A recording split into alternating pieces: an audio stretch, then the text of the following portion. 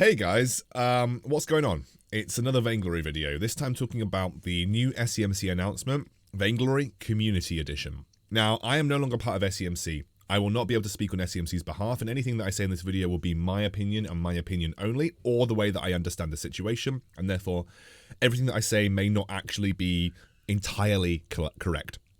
Now, what I want to focus on is a few things. I want to talk about what the announcement is and talk about it in plain English and what it means for the future of Vainglory. But I also want to talk about a bit of Vainglory history.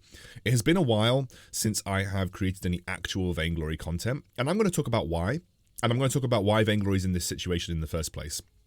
So let's start with some Vainglory history. For those of you that are really OG Vainglory players, you'll know that it launched in Singapore as a soft launch under the name Kindred. And then it expanded from Singapore to Southeast Asia and then globally under the name Vainglory. If you're a Kindred player, congratulations, you've been here since the very, very beginning. But why is Vainglory arguably one of the best mobile games ever made, the best mobile MOBA ever made, with some of the most advanced control schemes ever made, in a situation where the company that has created it can no longer look after it and are trying to have the community do that for them? That's a very, very tough question to answer, and it doesn't really have a single answer. But what I will talk about is the history of Vainglory and why we're in this situation. So Vainglory was created by a startup. Super Evil Megacorp was a startup. I don't even think that Christian Segastrali was originally part of SEMC's startup. I think he was an investor originally, and then he joined as the CEO a little bit later on. But it was a startup of 4 founders. I think Cruel, Captain Nito, Bo Daly, and I think, I can't remember who the other founder was. Q. It was Q, whose surprise birthday. I think those 4 guys created Super Evil Megacorp and decided to create Vainglory, and they created a beautiful, beautiful product. They created one of the best things that the mobile platform has ever seen. They created it on an engine that could support graphics that mobiles just shouldn't have been capable of, and it was truly industry groundbreaking. The reason Vainglory had its initial break of success is because of how groundbreaking it was. It generated a lot of media attention, a lot of tech attention, and a lot of word of mouth spread because it was just such a beautiful mobile game. It never really advertised, not a huge amount anyway. And a lot of people, one of the biggest things that people have talked about from a fan and player perspective is they are frustrated with why Vainglory has never advertised. They hate seeing crappy Mobile Legends ads on their YouTube videos and thinking, why does Vainglory not do this? Well, let me talk a little bit about that because it's quite a big key to why Vainglory struggled versus some of the other heavyweight competitors in the industry. YouTube adverts, to be effective, you need to have a lot of them. And I'm talking like a metric crap ton of them. To get that on a wide-reaching scale, it costs a lot of money. I'm talking millions and millions. Arena of Valor's European influencer, and I don't even know if this was specific to their adverts, but their influencer budget, so paying creators, was $3 or $4 million US, and look how that worked out for them. Arena of Valor does not have a particularly thriving European community. Some people may call me up on that and say we've got a good community, but it's not like thriving. Arena of Valor is not a household name in Europe like Mobile Legends is in Southeast Asia, which is what you would have wanting to be creating with a $3 to $4 million influencer budget. So you can see just how little money actually gets you when it comes to advertising. I think the biggest piece of advertising that I remember Vainglory doing is PewDiePie playing the game, and that's probably what gave a good initial surge into Vainglory's pockets. But they basically blasted a bit on influencer marketing at the start and then kind of let word of mouth do the work after that. But to actually achieve mobile ads, like you see, for instance, Arknights, they must be spending millions upon millions, and I have never even bothered thinking about clicking on one of their adverts. And that's the problem with YouTube and Instagram and TikTok and all those kind of adverts, is that they're not actually that effective. I generally have only ever clicked on adverts that I already know about the product from another way. Like, I would click on the TFT advert on mobile, on the YouTube adverts, because I already know about TFT on mobile. So I think you guys can assess this yourselves. How many times have you clicked on an advert that you've seen on YouTube and thought, yeah, I want to go and check that product out? Very, very few, and especially when you have the lazy form of advertising that you saw for things like AFK Arena, and you saw for things like, Arknights, for instance. If you see a really good advert, then yeah, maybe, but To be completely honest with you, I very rarely click on them. And that's the thing. These YouTube adverts and Instagram adverts, they are really poor in terms of getting people to actually install a game. But if you buy enough of them, obviously they're going to work somewhere. And some people are going to click on them. But I think the actual percentage of click-through and download rate is very, very small. And you have to spend a lot of money. And the thing is that SEMC just didn't have that kind of money and have never had that kind of money. They're not Moonton, they're not Tencent. They don't have millions and millions of dollars in their company as a marketing budget. You know, Moonton and Tencent are multi-billion dollar companies. SEMC has only ever been multi-million, and that's been through investments. And so obviously they just never had the marketing budget to kind of battle with these heavyweights, especially in the Southeast Asian market where Mobile Legends just dominated. The other thing is the control scheme. Yes, I'm a big fan of the control scheme. But I love Vainglory. And most people that love Vainglory love the control scheme. But think about it this way. I have never played Vainglory on my phone. I played it once or twice and I was awful. I only ever played, I can't find it right now, but I've only ever played on my iPad. The reason being is that I had to have my iPad on a table like this so I could play with my index fingers. That was the way that I played Vainglory. I have never played Vainglory like this. I've never played Vainglory like this. I've never held my phone like this and played Vainglory. I've only ever played on a surface with my iPad propped up with my index fingers, or I played on the PC. A lot of people feel like that. A lot of people like to play analog sticks because they can hold it in their hands like this, or claw, you know, with PUBG Mobile, it's a little bit more comparable. But with Vainglory, when you have to click all over the screen like this, I can barely see the screen when my fingers are covering it. And so then I might miss crucial information. And it's just not very comfortable for someone with big hands like me. And not everybody has access to a phone of the Razr 2 size. Some people have very small iPhone screens or old Android, small Android screens, where it's just much, much harder to be accurate. So the analog stick control scheme, hate it or love it, is much more universally adaptable to the mobile market. Vainglory was initially developed, I believe, as a tablet game, but the tablet gaming sphere never took off. But that control scheme is obviously fantastic, and it's unparalleled on tablet. Don't get me wrong, unparalleled. But on phone, not so much. It's good. It's very good, and it's you cannot beat the accuracy. But the universal adaptability of the scheme is never good. Never going to be good compared to the average analog stick scheme. Because I can't imagine myself being on a bus playing Vainglory like this. I just can't imagine myself. I know some people do it, and I know some people can, but it's just, you know, if I can't do it, there will be other people that feel the same way. Whereas if I'm just sitting here playing with analog sticks like this, I can see the whole screen, nothing's getting obscured, I can control pretty much everything from my two thumbs down the bottom there. It's just easier. It's just easier. It may not have the accuracy, and I'm sure if you put, you know, equal skill players playing joystick versus tap controls in a game with each other, the tap control would almost always win. But sometimes it's just not about that. It's just not about that sometimes. So yeah, that was one of the reasons that, you know, the control scheme, the advertising budget, and then also the profitability of Vainglory. If Vainglory is profitable, we would still have Vainglory in SEMC's hands, and they would be running the show from the very top. But obviously, I don't know the specific figures, but it's not profitable, because if it was profitable, the SEMC would still have it. Obviously, they've wanted to move on to another game. But they moved on to another game because Vainglory just wasn't profitable. And I don't think Vainglory has ever been hugely profitable. The reason being, and I'm going to go through this, and a lot of people will not like me for talking about this, because this is what I talked about a long time ago when it came to the skin change system, and also when it came to them adding monetization options like talents. The reason they did all this is because they wanted Vainglory to make more money. The reason they took the free crafting system away from Vainglory was not because they wanted to slight every player they had. It's because no one was buying skins. People would actually just not buy a skin and wait months and months and months to build up their cards and then unlock the skin that they wanted, because you could unlock any skin in the game.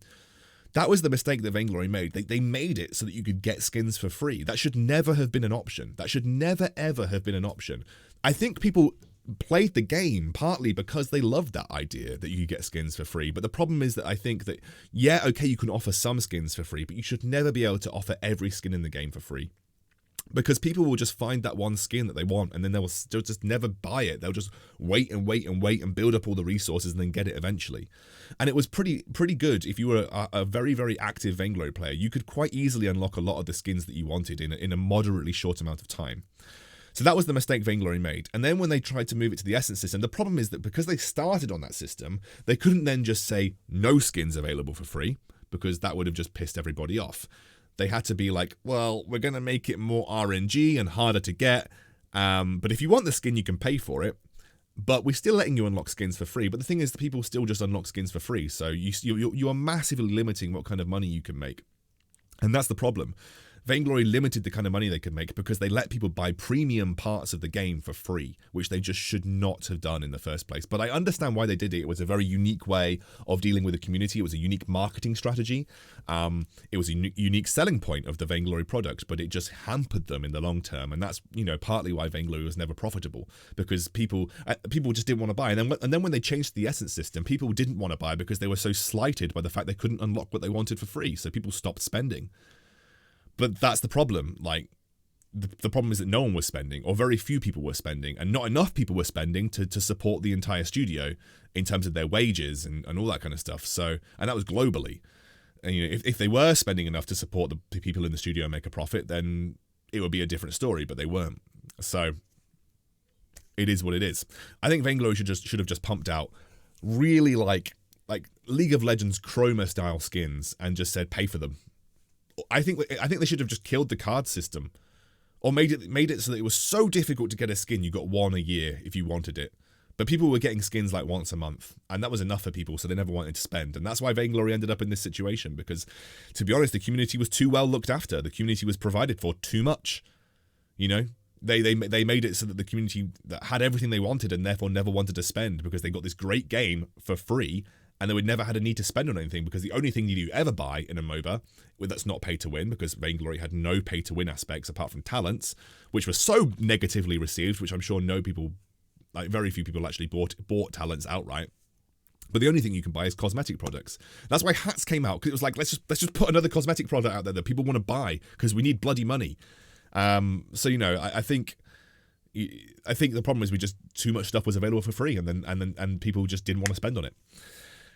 So yeah, that's the history there of Vainglory. And esports was its whole little old deal. I've talked about that in the past, but basically esports was, it was the right idea. It was trying to make Vainglory look like a premium product, a cut above the rest. It had a very, very slick finish. It gave me my start in casting, or at least maybe so that I could go full-time in casting. I will always be thankful for them to that. But they spent a lot of money when they really could have just hired an ESL studio and done it from an ESL studio without having to hire out the theaters in Hollywood and put everybody up in 5-star hotels, because the budget just went wild.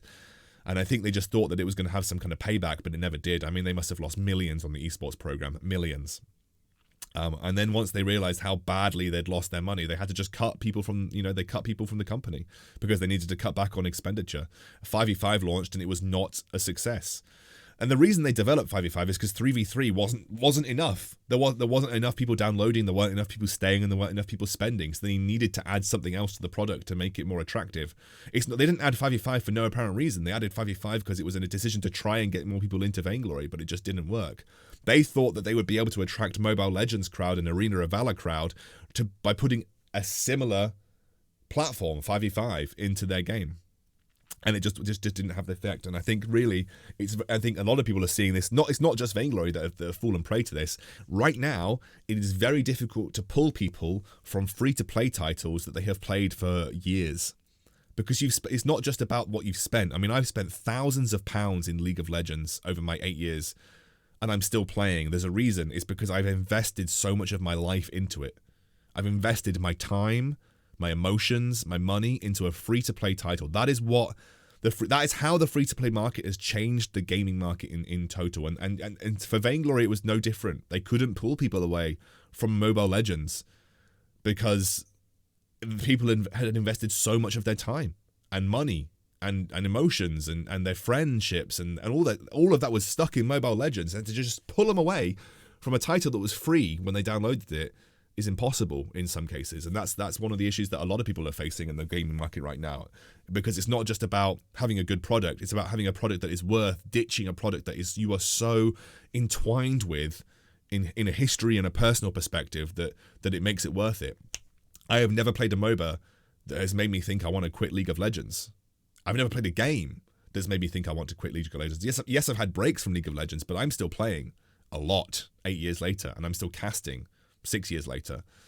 So that's one of the problems with the free-to-play market, is that it's so difficult to create a new free-to-play game that can challenge the titans, because those games have not only got people captured because of the gameplay, but because they've got time invested and money over years invested, and it's just difficult. So that's why Vainglory found it in the situation that it's in right now. So let's move on to the community edition. That was a long talk about Vainglory history, but I hope you found it interesting. Let's talk about the community edition. What is this? What are they planning to do? Basically, they are, through a medium of SEMC, allowing people to create their own Vainglory servers, where you give access to who you want. Essentially, the owners of that server will give access to who they want. I mean, there is so much to break down here. They are removing pretty much every function from the game other than you can pick a hero and you can play a game. You can't chat to people. You can't create a party. You can't create lobbies. There will be no store. There will be no quests. There will be no match history. There will be no stats. It is basically, you can get into game and you can play a game. All of the items are there, etc., etc. You can't essentially the matchmaking will be funky. The matchmaking will literally just put you in a game with whoever, I think. But essentially what they're doing is they're taking away all of that data from the server to reduce server load and make it very, very, very cheap and easy to run servers. And then they are putting all of that onto your phone. So stuff like your elo, stuff like your heroes, your name, your account, that's being stored in your phone. So if you delete the Vainglory app, you will delete your account and all of your progress. I'll talk about this in a bit more detail afterwards, but I'm trying to go through the plan right now. But obviously this raises concerns, and I'm sure if you want to go and check out the AMA in the Reddit, they'll be talking about some of these concerns there. But essentially the whole point of this program is say, you want Vainglory, you run Vainglory. What this opens up is not only servers for everybody where they want them. Australia can have a server if they really want it, if a community is there big enough. It's also opening up the fact that people can start to develop Vainglory how they want. Unique game modes. You can balance the game the way you want. Obviously, this opens up to abuse if you have a team that is balancing certain heroes the way they want it. But I'm sure most people wouldn't play on their server if they were completely screwing up the balance. But, you know, you can, on each individual server, so this is not going to be, like, for instance, I could go to a server in Europe that is set up and they have Idris like top tier because they made him attack for 200 damage every auto attack, but then I could go to an Australian server and Idris does one attack with it, 1 damage with every attack. Basically, that each individual server can have its own unique balancing, its own unique game modes, its own unique hero rotations or heroes that they allow, its own unique ban system and whatever. They basically say you can develop whatever you want. This is both bad and good because it means that obviously no longer will it be run on a professional front. There is going to be wildly wacky matchmaking. There's going to be wildly wacky everything for quite some time.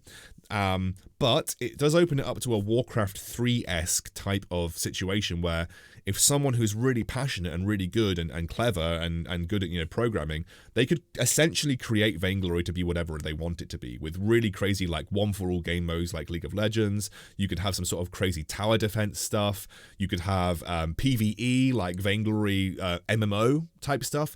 I genuinely think there is some insane potential here, but it's going to require someone with a lot of money, a lot of experience, and a lot of expertise to be able to do something truly brilliant with it. Because I think for the most part, people are going to run their own little servers and whatever. It does present business opportunities for a lot of people. So for instance, you could open a server and you could, because it's going to cost you to run the server. So you can run a server through SEMC, but you have to pay for it. SEMC are going to help you run the server, but you have to pay for it. And I'm sure there's going to be some guidelines attached with running a server. But you can pay, you can say to people you have to pay to have access to this server, either on a monthly basis or a one-time fee. Because every account in the world is going to get access to all of the content that is currently available and all of the skins, as far as I'm aware. So you're going to get every skin and every piece of content available. So obviously everybody is going to have access to everything. But some people are going to run servers for free and maybe monetize it in the way they want. Some people are going to run servers and have you pay to have access to the server. But again, there is just so much work to be done before that kind of stuff becomes immediately available. Vainglory this week is going to be removing a lot of stuff to be able to just keep the servers and the playing going. But essentially, for all intents and purposes, Vainglory has changed forever, and the game, in a way, has actually died now. This is in a way, Vainglory has actually died.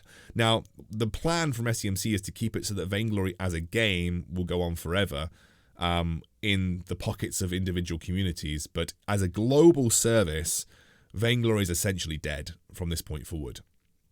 The game is still going, and the servers that the community end up running, if at all, will still be going, but it will never be the same. And I think for content creators and for very high tier players, that is kind of the end of the road for a lot of them, because most of them wanted to be compared on a regional or a global scale to their peers. I think there are some new content creation ideas. Think like Jinko style content creation ideas where you can have some insane fun, but that's going to rely on having access to a server with that kind of development, or running a server yourself, which I think is going to be very hard for some people. But essentially, in plain English, Vainglory is killing its servers, changing Vainglory in a way that you can only play a game. You can't actually do anything else, but you have access to all the content. And then it's going to start to allow communities to open up their own servers and run it in the way that they want, with lots of development options. That is the very basic TLDR of the Vainglory situation. But it is huge in terms of the repercussions, because some of you may now never get access to Vainglory once those servers in communities go live. You might not be able to play with your friends in the same way. It is such a huge shift, but if you love Vainglory, there is lots of potential. That's the thing to say. There is lots of potential to this plan, but it is basically, this is ground zero for a very new style of operating the game, and it's very sad that it's actually had to come to this, but unfortunately that's just the way it is. Now, it could mean that Vainglory takes on a new blossom of life, and these new individual development tools create some really fun game modes for Vainglory. I don't know what the deal is with the IP of Vainglory in general. I'm sure with the fact that we have Captain Nito's company having Vainglory IP, that they will have a say in it, because I believe they still have a stake in the Vainglory IP in total.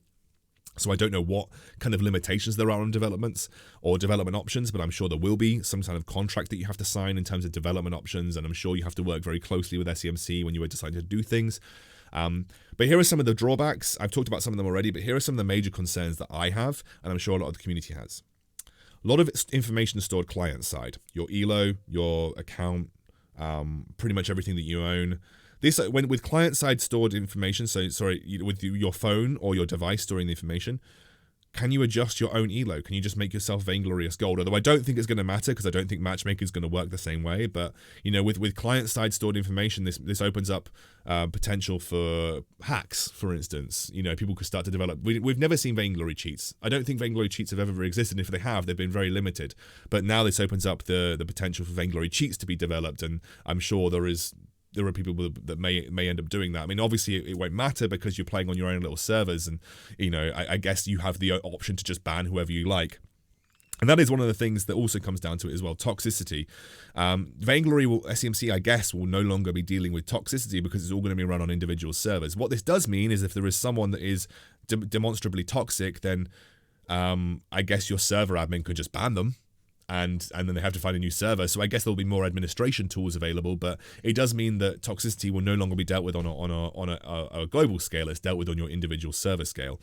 But I think there's just a lot of opportunity for both abuse and development with this, and I don't really know where it's going to go. I'm going to keep up to date with it. I'm going to try and keep in the loop about some big Vainglory servers. I saw Nivmet was talking about opening a 3v3 only server where he does all the balancing, which sounds amazing. I might even just go and join that server, because that sounds like a fantastic opportunity.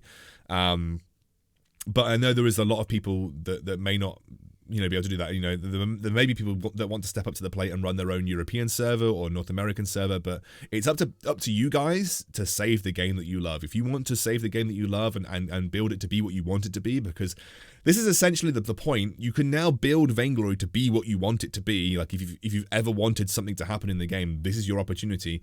But it is going to take work. It's going to take a community banded together, and it's going to take a lot of you to create projects. There are business opportunities here. There are development opportunities here, but there also are drawbacks, and obviously the game that we know it has changed and has died.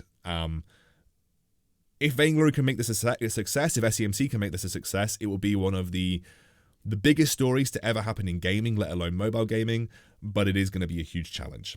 That's a 25-minute video. I think I should probably close it there. If you have any questions, go to the AMA on the Reddit, and I will do my best to answer anything in the comments that I can. I'm no longer part of SEMC, so I don't speak from their voice, but I do think this is going to be an exciting opportunity for them. I just think it's going to take a lot of work to get it right.